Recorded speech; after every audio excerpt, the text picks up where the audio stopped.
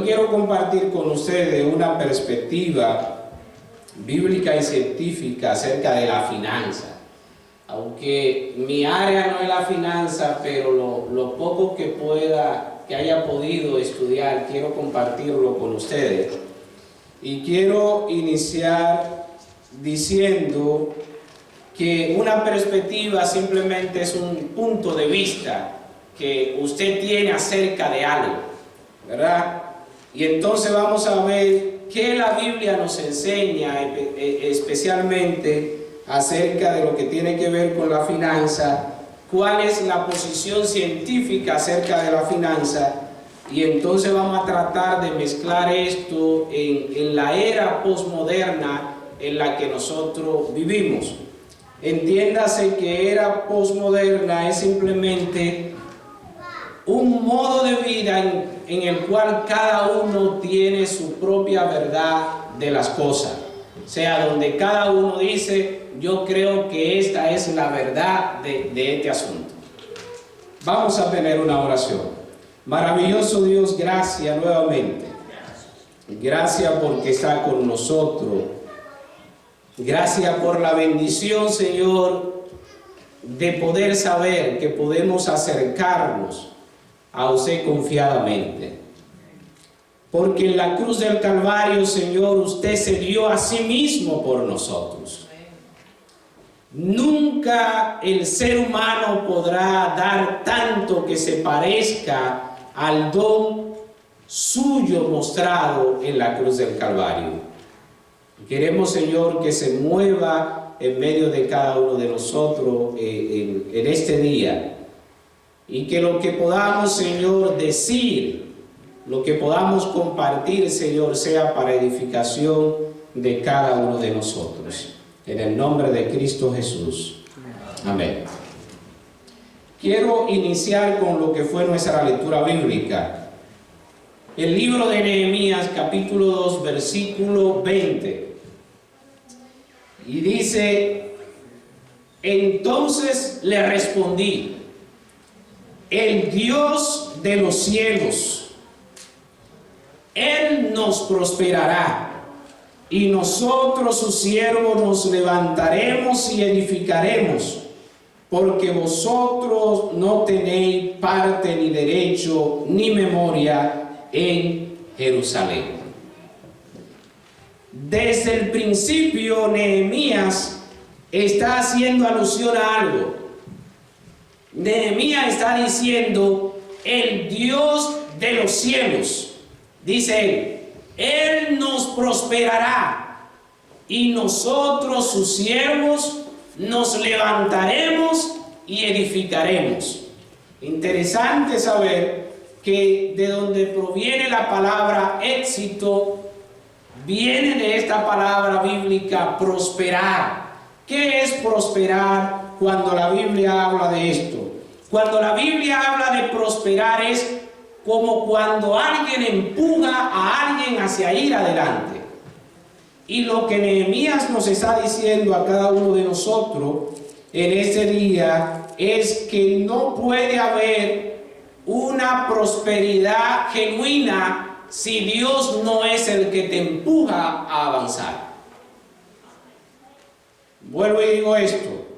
Nehemías nos está diciendo a nosotros, el Dios del cielo es el que verdaderamente empuja, no empujar en la manera de hacer que usted se vaya de boca, no, sino que el único que te lleva a ti al lugar de ser exitoso es Dios. Todos nosotros de una manera u otra necesitamos levantarnos, y necesitamos levantar a la familia, necesitamos levantar nuestra finanza, necesitamos levantarnos en el área de la salud. En las diferentes dimensiones de la vida nosotros necesitamos levantarnos. Y Nehemías nos está diciendo a nosotros que el único que verdaderamente puede levantarnos es si nosotros asumimos la actitud de ser siervo de Dios y entender que el único que puede ayudarnos a prosperar es Dios. Todos nosotros de una manera u otra necesitamos o queremos edificar algo. ¿Verdad que sí? Todos nosotros queremos edificar algo. Pero de la única manera que podemos llegar a edificar algo es si Dios está de parte de nosotros. Usted va a conseguir desde Génesis 24, 21, va a conseguir la palabra prosperar. Lo va a conseguir también en Génesis 39, 3. Ustedes recuerdan qué pasaba con José. La palabra de Dios dice, ¿verdad?, que todo lo que tocaba era prosperado porque Dios estaba ¿con qué? Con José. Y la Biblia dice que José estaba en la casa de Potifar, ¿verdad? Y Potifar vio eso. Y cuando Potifar vio que José todo lo que tocaba tenía éxito, prosperaba, se aumentaba, Potifar dijo, yo lo voy a poner como mayordomo. Y la esposa de Potifar vio que también Dios prosperaba a José en ser una persona elegante, ¿verdad? ¿Y qué hizo la mujer de Potifar? Se enamoró, ¿verdad? Se enamoró de José enfermizamente, y José aplicó el mejor método que usted y yo podemos aplicar cuando nos vemos que alguien quiere desviarnos del camino. ¿Qué hizo José? Salió corriendo. La palabra de Dios dice que aún José en la cárcel, el versículo 21, dice que el carcelero vio que Dios estaba con José y todo lo que él hacía prosperaba. Así que también puso a José para que fuera el mayordomo de la cárcel. Y nosotros vamos a encontrar en Deuteronomio 28, 29, que Dios dice que cuando nosotros no escuchamos atentamente la palabra de Dios para ponerla en práctica, dice que el mediodía de nosotros será como la oscuridad de un ciego que anda palpando. O sea, Dios promete darle a sus hijos prosperidad, darle éxito, hacer que sus hijos vayan adelante. Pero si sus hijos desobedecen su palabra, ¿qué va a ocurrir? El mediodía de ellos será como la oscuridad. Luego lo va a encontrar en Jueces, capítulo 17, y Primero de Reyes, capítulo 2, versículo 5, donde David, ya casi muriendo, le dice a Salomón, mira, de la única manera que tú serás un verdadero hombre es si tú, número uno, escucha atentamente lo que yo digo, lo que te digo hoy. Obedece al Señor y te irá bien en todo lo que tú hagas. Así que, aunque sea la última palabra que nosotros le digamos a nuestros hijos, ya casi muriendo, para que ellos sean verdaderos hombres o mujeres que obedezcan a Dios, para que le vaya bien en todo lo que hagan. Vamos a ir un poquito a ver esto. Ya vimos el concepto bíblico y vamos a verlo un poquito más adelante. El hermano Robinson hablaba el sábado pasado y explicaba esto de manera bien interesante. Dios desde el principio bendijo el espacio y bendijo el tiempo en el que vivió Adán y Eva. Eso no se ve desde allá. Pero en cada una de ellas Dios dijo que vio que era como bueno. Cada vez que pasaba un día, excepto el segundo día, Dios dijo que todo era bueno. Y al final, después de Dios crear al hombre y la mujer y dar el sábado, Dios dijo que era bueno en gran manera. Y en gran manera. O sea, la palabra que utiliza la Escritura para hablar de bueno en gran manera es la palabra tov, que significa no solamente que es una cosa buena, que es amigable, que es benéfica, que es algo exitoso, sino que es algo que es bueno y entonces como que redunda, ¿verdad? Es como que es bueno de bueno. O sea, lo que Dios da es bueno de bueno. Y nosotros vamos a encontrar, por ejemplo, que Dios planta el huerto dentro del Edén. Estaba el jardín, ¿verdad? Y luego que planta el jardín, entonces en medio del jardín hace un huerto. Y en medio de ese huerto pone a ¿qué? A Adán y a Eva. Y en medio de ese huerto, entonces dice la Escritura que Dios puso oro y era oro bueno.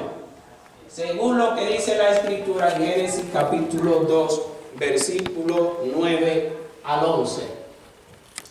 La perspectiva bíblica acerca de los recursos financieros la Biblia dice, mía es la plata Y mío es el oro. y mío es el oro.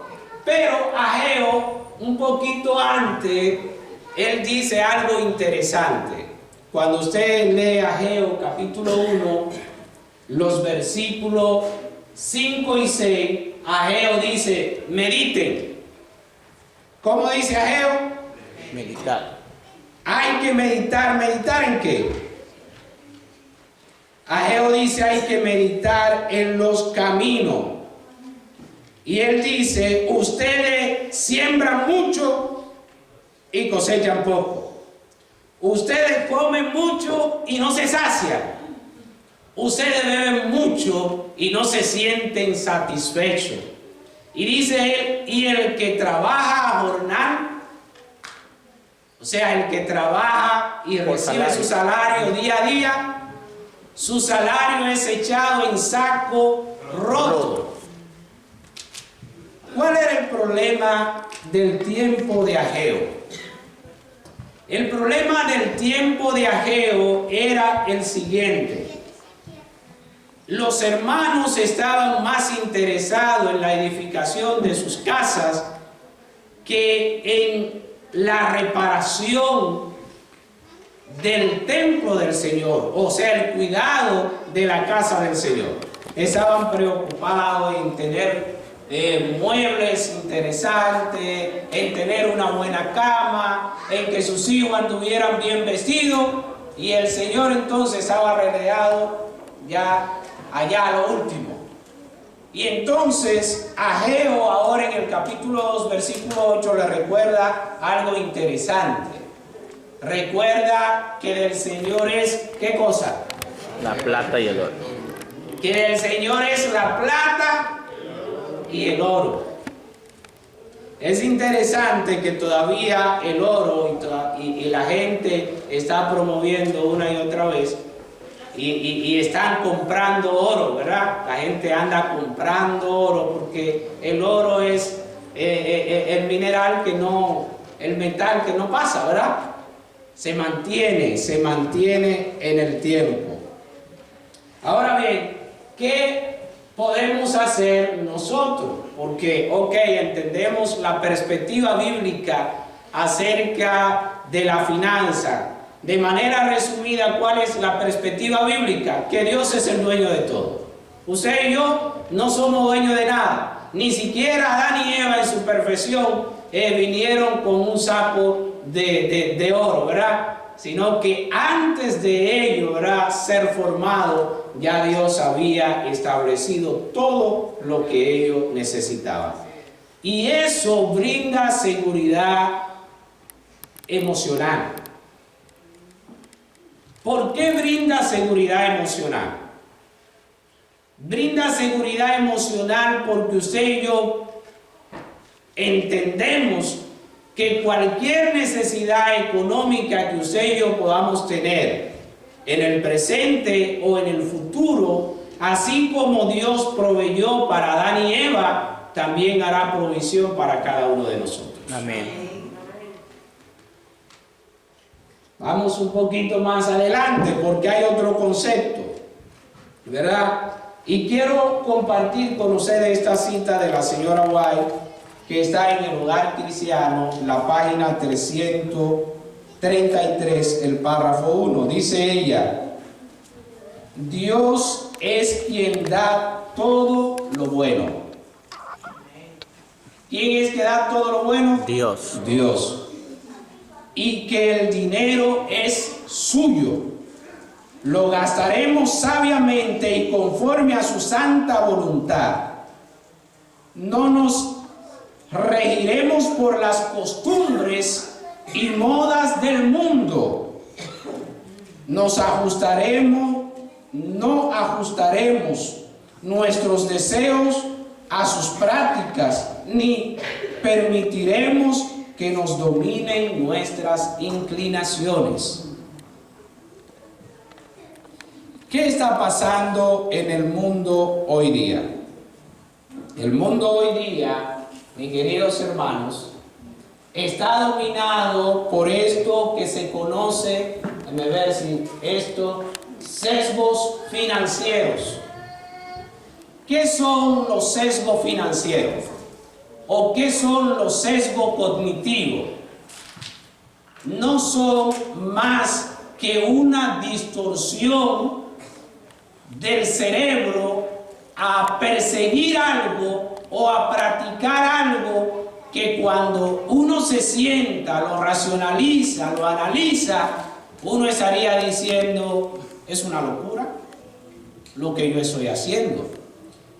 Sin embargo, recordemos que si bien es cierto, Dios desea que usted y yo avancemos en lo que se refiere a la utilización de los recursos financieros y que sean una bendición, también la señora White aquí en el Hogar Cristiano nos hace una advertencia.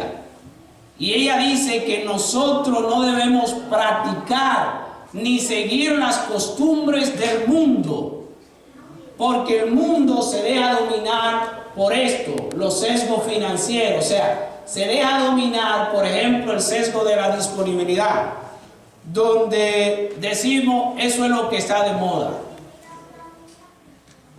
Y ustedes ven que la televisión, los anuncios, y ya no solo la televisión, usted enciende YouTube o abre el Facebook y usted se encontrará que si usted quiere ver algo, primero tiene que ver un grupo de anuncios, ¿verdad?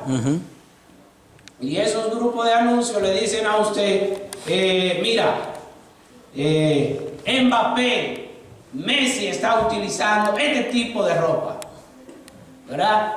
Y entonces decimos, oh, como este personaje importante está utilizando este tipo de ropa o este tipo de tenis, yo también lo voy a utilizar.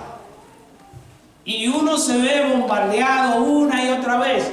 O por otro lado, oh, fulana de tal está utilizando este vestido, es el que está de moda. Aunque tengamos 50 vestidos ahí, ¿verdad? Aunque tengan las mujeres 50 vestidos ahí, no es el que está de moda, es el que yo necesito. Y entonces se está creando una distorsión de tu cerebro, de mi cerebro, con esto de los sesgos financieros. Por ejemplo, está también el sesgo del espejismo del control. Es aquel que cree que todas se la sabe. Y digo, no te preocupes, yo me sé eso. Cómpralo, no te preocupes, que yo sé cómo resolver. Ustedes no se han encontrado con ese tipo de gente que anda comprando que no necesite, simple y llanamente porque está a mitad de precio. Entonces, tenemos nosotros que tener cuidado con esto. Pero por otro lado, no solamente están los sesgos cognitivos, hay otro que un poquito como más racional. Y está algo que se llama heurística. Heurística viene de la palabra eureka, o sea, el gozo de descubrir algo. Y hay gente que se ha acostumbrado, ¿verdad? Y que tiene un patrón de vida, que tiene una perspectiva de vida. Y cree que nadie tiene que sacarlo de ahí, que es el más inteligente de los inteligentes. Entonces, esto lleva al individuo a que tenga un exceso de confianza, el pensar que no se puede equivocar, hace predicciones extremas, por ejemplo, aplica en ello lo que en finanzas se llama la maldición del ganador, ¿verdad? Porque se esfuerza tanto por tener algo que tarde o temprano ese algo se convierte en una maldición. Por ejemplo, cuando ustedes ven en la subasta es un mecanismo que se utiliza donde se trata de impresionar la mente a que dé más, ¿verdad? Se fuerza al individuo a que sobrevalúe lo que se está ofreciendo. Y está también el falso consenso, donde se cree que todo comparte mis ideas. La sierva de Dios, hay otra cita que quiero compartir con ustedes. Está en Hechos de los Apóstoles, en la página, en el Hogar Cristiano, la página 337. Dice ella, refiriéndose al dinero: el dinero puede ser bendición o qué cosa, o maldición.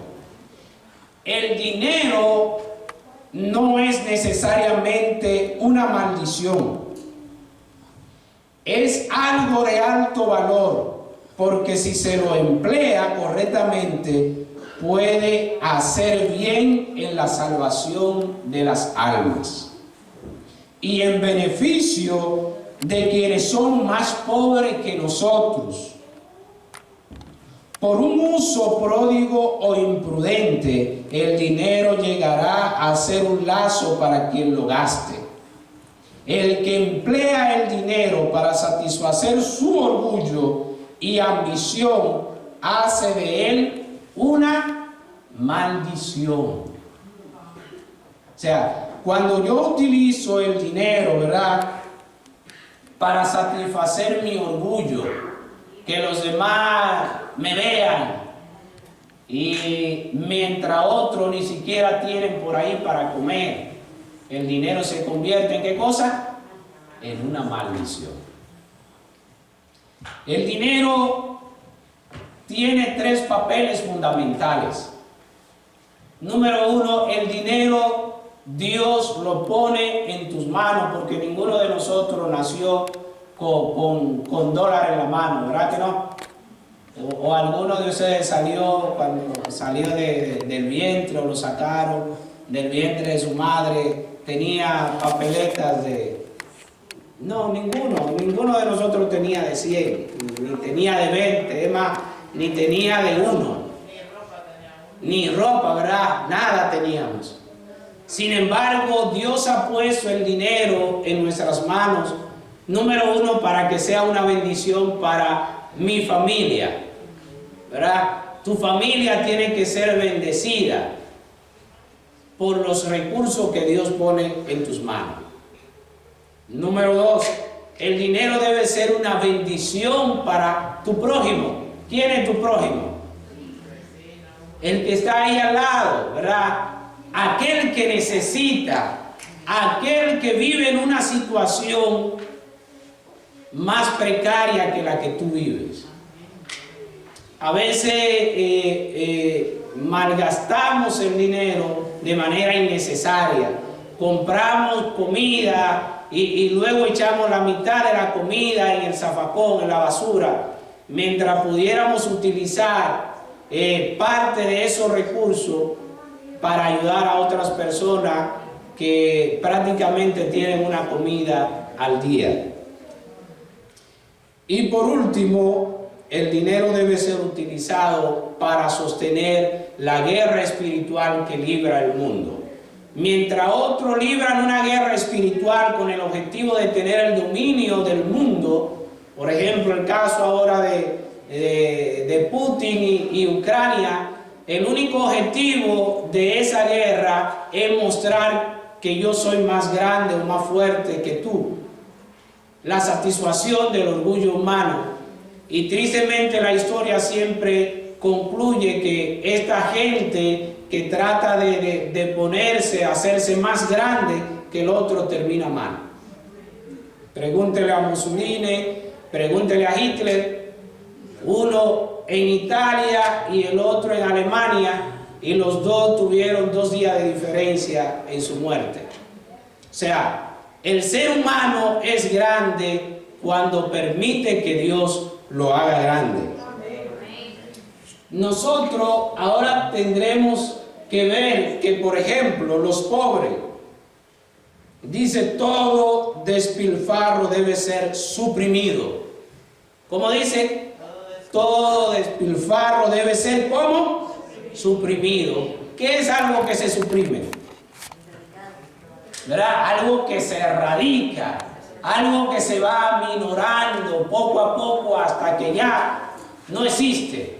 Así que es bueno que nosotros hagamos un ejercicio mental y nos preguntemos en qué cosa yo estoy despilfarrando lo que tengo, porque esto no glorifica a Dios. Cada uno de nosotros tiene 2 personalidades según los estudiosos del comportamiento.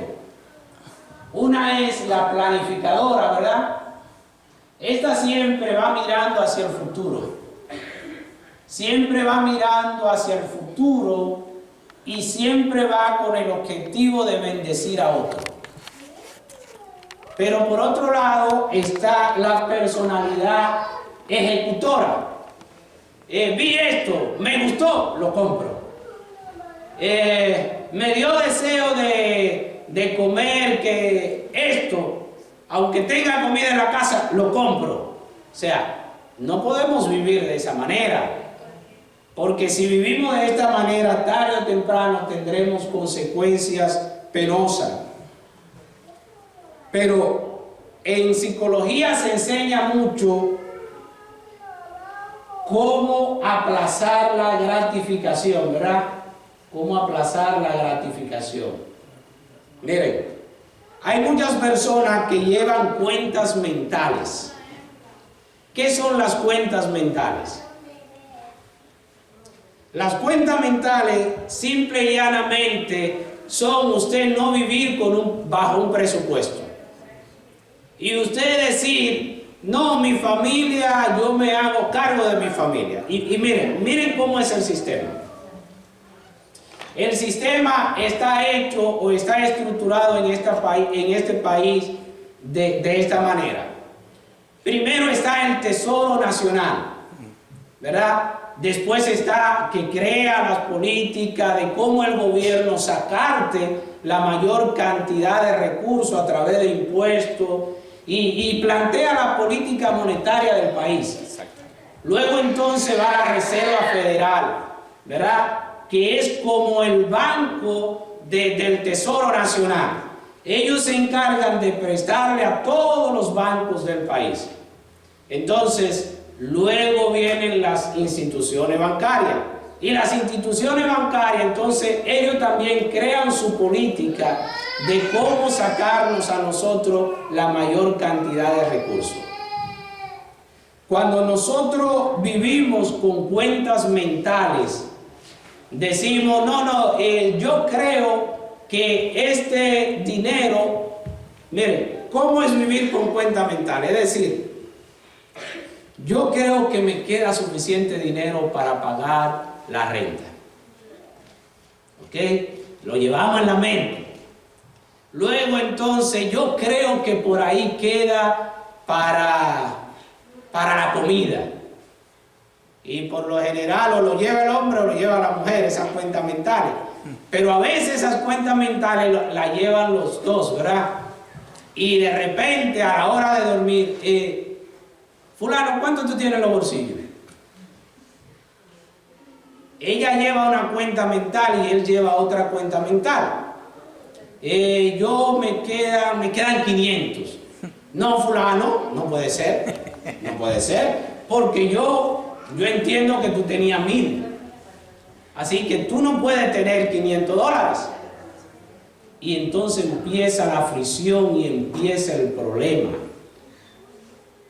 Pero esta sociedad en la que nosotros vivimos nos empuja a vivir con cuentas mentales. ¿Por qué? Porque a ellos les interesa. A ellos les interesa porque los bancos, si usted lleva una finanza organizada, a ellos no le sacan ningún beneficio. Entonces hay que tener mucho cuidado con esto de las cuentas mentales, pero por otro lado la agenda mental. De repente la gente no se organiza y anda por allí, toma una decisión aquí, toma otra decisión allá, y entonces al no tener nada organizado, todo se ve afectado. Este país en el que nosotros vivimos también vivió una era de desorganización. Entre los años 1926 hasta el 64, este país no tenía un archivo, podríamos decir, de precios. Y al no tener un archivo de precios, no tenía una base de datos donde estaban registrados todos los precios. Por un lado había un precio, por otro lado había otro precio. Y hoy día nosotros vamos también aunque ya desde 1964 se hizo esa base de datos en la Universidad de Chicago y todo eso, todavía usted va a cierto negocio y uno tiene un precio para una cosa y otro tiene otro precio para otra cosa. La misma cosa, ¿verdad? Con precios diferentes. No se vaya más lejos, las gasolineras. La gasolinera, ¿verdad? Por un lado te dice con tantos centavos y por otro lado la misma gasolina porque es para correr. Entonces, es necesario que nosotros vivamos organizados. Recuerden que desde el principio Dios puso todo organizado y dice la Biblia, y vio Dios que todo era bueno En gran manera. en gran manera. Entonces, crear esa base de datos y la informática ha hecho que nosotros vivamos un poquito más organizado y que la nación viva más organizada. El ciclo de vida. ¿Qué es el ciclo de vida? Hay un economista de apellido Franco que fue premio Nobel de Economía. De hecho, quisiera puntualizar que usted va a todas las escrituras y usted va a encontrar en todas las escrituras que Dios empuja a sus hijos a que sepan de economía. Amén. Amén. No es el hecho de que usted y yo seamos mansos y humildes de corazón, no significa que usted y yo seamos mensos y humildes de corazón.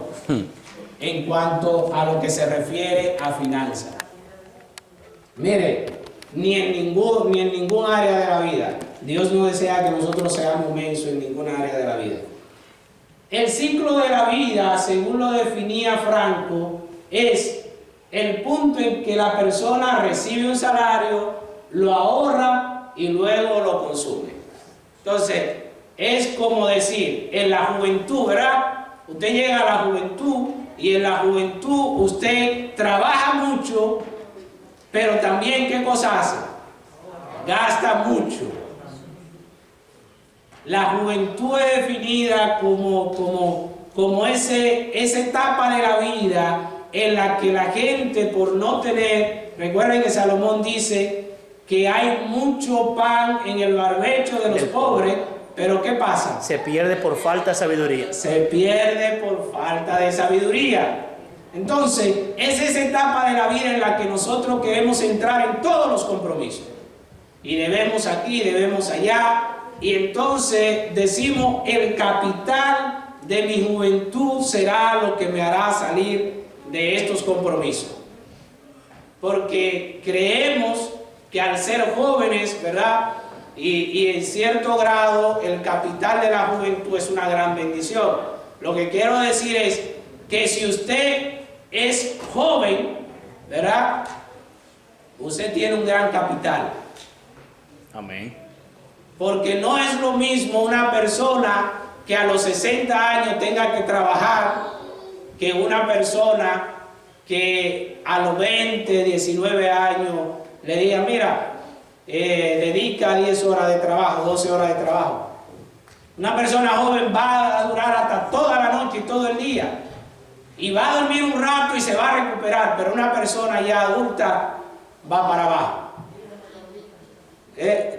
Quiero ir rápido con esto. Sin embargo, cuando estamos en la adultez, ¿verdad? Empezamos a ¿qué? Empezamos a empezamos a ahorrar. Entonces, esto es como paradójico según lo presentaba Franco, porque entonces cuando ya llegamos a la ancianidad, ¿qué hacemos? Trabajamos aquí, ¿verdad? Ahorramos y después consumimos otra vez. Entonces, es algo como paradójico. Por eso Salomón dice que no hay nada nuevo Debajo del sol. Debajo del sol. Y que tratar de encontrar la felicidad en las cosas de este mundo es simple y llanamente vanidad. Quiero ya ir concluyendo rapidito con esto. Si usted como familia o como individuo no tiene un presupuesto en su hogar, usted va a seguir mal y bien mal. Y cada día empeorando. Yo no le voy a decir que levanten la mano quienes tienen un presupuesto en su casa. Sin embargo, le voy a hacer la pregunta para que ustedes mediten. ¿Cuántos de ustedes tienen un presupuesto en su casa? Algunos dirán, yo ni sé con qué se come eso. Pero miren, los hijos de Dios tienen que andar organizados. La gente no llega a tener recursos financieros o a acumular cierta cantidad de recursos financieros porque reciba más recursos que lo que usted recibe. Exacto. Es simple y llanamente porque se siguen leyes. Se siguen leyes estrictas. Donde la persona aplaza esa gratificación de andar de manera desorganizada. Y dentro del presupuesto, usted debe tener, por ejemplo, la manera que yo le recomiendo es que usted empiece bien con Dios. Porque Dios es el dueño ¿de qué? De la plata y el de todo. En esa primera parte del presupuesto, reconozca a Dios como el dueño de todo. Segundo, trate de pagarse. Científicamente se ha enseñado que las personas que solamente viven para pagar cuentas son personas infelices. Pero cuando usted de su salario lo primero que hace es, número uno, devolverle a Dios lo que le corresponde, y número dos, beneficiarse usted y su familia sacando una porción de lo que usted gana, diciendo, este es mi pago por mi trabajo. Usted había escuchado de eso, ¿verdad que sí? Este es mi pago por mi trabajo. Y usted dice, ok, dentro del presupuesto yo me voy a proponer el 10%. O me voy a proponer el 15%. Es decir, si usted gana $150 al día, usted va a decir, ok, yo me quiero pagar a mí mismo y a mi familia para el futuro. No para comérselo de McDonald's y ir a comprar helado, comprar zapatos o comprar vestido, no. Sino para usted decir, yo quiero ahorrar para un futuro. Si usted gana $150 y usted dice, yo voy a ahorrar el 15%. Usted es decir, yo quiero un proyecto de comprar mi casa en mi país, de jubilarme. Se ha comprobado que si usted por lo menos aplica el 10% en 20 años, usted tendría alrededor de unos $90,000. solamente retirando $15. Y si usted agarra, cada 5 años, ¿verdad? Y de ese ahorro, por lo menos agarra y invierte el 10%, imagínese cuánto usted tendría al momento de jubilarse. Y quiero decir esto, ¿tiene una opinión? Que repita ese proceso. Repetir el proceso. Si por ejemplo usted se gana $150, ¿verdad? Y usted desea para su jubilación, para su pago personal, decir yo voy a ahorrar el 15%, ¿verdad? O voy a ahorrar $15, el 10% voy a ahorrar $15 diariamente. Me pagaron 150, voy a ahorrar el 10%, $15. Eso yo no lo toco. Ni que me digan allí, que aquí, eso yo no lo voy a tocar. Usted a 20 años, usted tendrá más de $90,000 para usted jubilarse. Y si usted agarra el 5% o el 10% de eso que usted ahorra para reinvertirlo en algo, sea tierra o sea lo que sea, usted, solo Dios sabe las bendiciones que le va a dar. Pero, número 3, en lo otro más que uno gasta es en la renta, ¿verdad? Dentro del presupuesto familiar, el 29% o más, ¿verdad? O más, ¿verdad? Se podría ir en la renta. Entonces, usted no puede andar con eso al aire. Usted tiene que ponerlo en un presupuesto y no preguntarle al dinero, hey, ¿dónde te fuiste? No, sino usted de antemano decirle, esto va a este lugar, esto va a este lugar y esto va a este lugar, porque usted es un hijo de Dios. Y quiero decir que Dios no prospera la desorganización. así es. O sea, si no somos organizados, la tierra estaba en caos y desde que llegó Dios organizó todo. Así que si su vida, su familia está en caos financiero, permita que Dios llegue y Él le va a dar las herramientas necesarias para que pueda actuar de manera armoniosa. Y voy leyendo rapidito porque ya le he tomado mucho tiempo. Luego usted va a ponerle electricidad, seguro de vehículo, gasolina. De repente va a poner la famosa mesada. La mesada no es más que una porción de dinero que usted utiliza para designársela a X personas. ¿Cuántos tienen hijos? A ver, ¿cuántos tienen hijos? Hijas. ¿Verdad? Levántela sin temor. Entonces, si usted dentro de su presupuesto no le da una mesada a sus hijos, una porción del presupuesto para sus hijos, siempre que vayan a la tienda van a venir con un asunto de juguete. Cómprame esto. ¿Verdad? Porque ellos entienden, ¿verdad?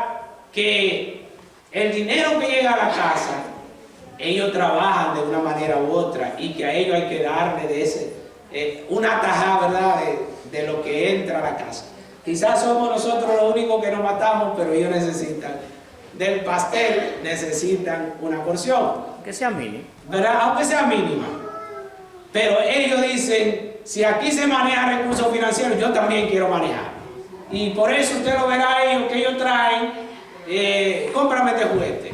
Ahora, cuando usted se sienta con ellos, ¿verdad? Y le dice, este es el presupuesto y esto es lo que está asignado a ti, esta es la porción tuya,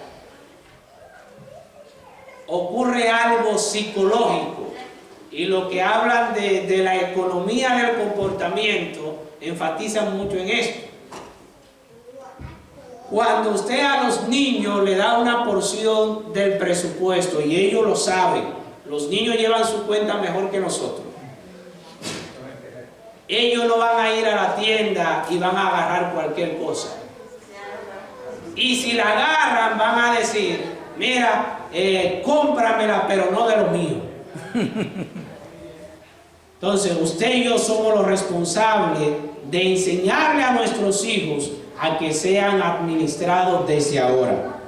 Pero también está la mesada de la esposa o del esposo. Algunos vienen con una teoría machista de que no, el dinero aquí lo manejo yo, y por eso siempre viven explotados. Ustedes saben lo que es vivir explotado, que no van ni a un lado ni a otro. En la casa, si usted tiene hijos y tiene una mujer o tiene un hombre que vive en su casa, usted tiene que decirle, mira, aquí hay que trabajar con un presupuesto. Y dentro de ese presupuesto a mí hay que darme una porción para yo utilizarla de la manera que yo entienda. Digamos que sea $25 semanales para la esposa. ¿Verdad? Eso da. Y cuando usted le da esa porción, psicológicamente ella va a entender que si no quiere que la mesa se caiga, ¿verdad? La mesa del futuro, la mesa del momento se caiga, ella se va a ajustar a ese presupuesto de $25. O él se va a ajustar a ese presupuesto de $25. Pero por otro lado se suman la gente. ¿Cuántos tienen personas allá en nuestro país? Allá, que lo llaman, fulano, tú estás en los United, mándame tanto. Todos tenemos, ¿verdad? Y a veces uno ve el teléfono y se pregunta, ¿será para saber cómo estoy? O que me mande lo mío, ¿verdad? Entonces, igual usted en el presupuesto va a añadir y va a decir, esto es para fulano. Si fulano no se puede administrar con esto, pues que no se administre. Porque ayuda familiar. Aunque sea familiar, ¿verdad? Porque antes de yo no estar aquí, él no contaba con nada de esto. El ser humano es muy dado a crear necesidades que no existen. Y esta época posmoderna en la que nosotros vivimos hace mucho de esto. Cualquier cosa así, después ustedes necesitan de repente que hablemos un poquito más profundo de cómo hacer el presupuesto, ustedes me dejan saber. Porque ya tenemos que terminar, ¿verdad? Ya, se fue ahí. Ok, mire, solo quiero decirle esto ya por último. El Hogar Cristiano es un libro que usted pone en el buscador de Google, usted pone Hogar Cristiano de Elena de White. Usted va a encontrar 5 capítulos que solamente están orientados a la finanza familiar. Desde el capítulo 60 hasta el capítulo 65, usted va a encontrar, por ejemplo, que Cristo es nuestro ejemplo de abnegación. Va a encontrar recoger los pedazos, no malgastar. Muy bueno. Va a encontrar equilibrio del presupuesto, ¿verdad? Que hay mucha gente que hacen el presupuesto tan ajustado que ni siquiera un helado se compra. Y eso no está bien. Llevar cuenta de los gastos. Usted no puede salir y decir, yo gasté $200. Ir allá a la tienda, que esto está bien diseñado, mira, esta uva, qué bien, era de la que yo... No vaya con hambre al supermercado. Porque usted debe llevar cuenta de los gastos que va haciendo. Debe haber una asignación especial para la esposa, hablamos de eso. Aprenda a ahorrar y a gastar.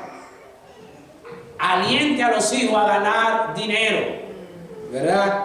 Enséñele a sus hijos a devolver lo que pertenece al Señor. Esas son como palanca financiera. O sea, esas palancas le van a empujar a usted a vivir mejor. Y luego sigue diciendo ella, la integridad comercial. Aprenda a ser íntegro. Aprenda a pagar sus deudas. Rehúyanse las deudas. Hay que cuidar el no ser honrado, porque la falta de honradez degrada. Ahorre sistemáticamente. Haga un testamento. Usted no se va a morir un día antes o un día después si usted hace un testamento. Haga un testamento para que luego, si usted tiene que marcharse, no quede todo manga por hombro. Y termino con el versículo que iniciamos. Y en respuesta le dije: el Dios de los cielos, Él nos prosperará, y nosotros sus siervos nos levantaremos y edificaremos, porque vosotros no tenéis parte, ni derecho, ni memoria en Jerusalén. Que Dios nos ayude a cada día organizarnos de la mejor manera. Todos nosotros, de una manera u otra, todos los días necesitamos mejorar. Vamos a orar a nuestro Dios en esta tarde para que Dios nos dé sabiduría. Sabiduría para manejar nuestra finanza. Si tú quieres que el Señor te dé sabiduría para manejar de la manera más sabia tus finanzas, a mí me gustaría que podamos orar. Orar para que, número uno, tú entiendas que Dios es el dueño de todo. Número dos, que tú entiendas que la ciencia de la economía está diseñada en muchas de sus partes para que usted y yo vivamos explotados. Y número tres, para que entendamos que debemos sostener esta guerra espiritual. Y esta guerra espiritual se sostiene cuando usted y yo somos fieles a Dios en la utilización de los recursos que Él ha puesto en nuestras manos. Amén. Si esa es tu decisión de tener sabiduría, vamos a orar en este momento puestos en pie. Maravilloso Dios, gracias. Gracias, Señor, por darnos su compañía durante este día. Queremos, Señor, escondernos en usted. Y que usted, Señor, como dice el libro de Génesis, capítulo 24 y capítulo 26, que así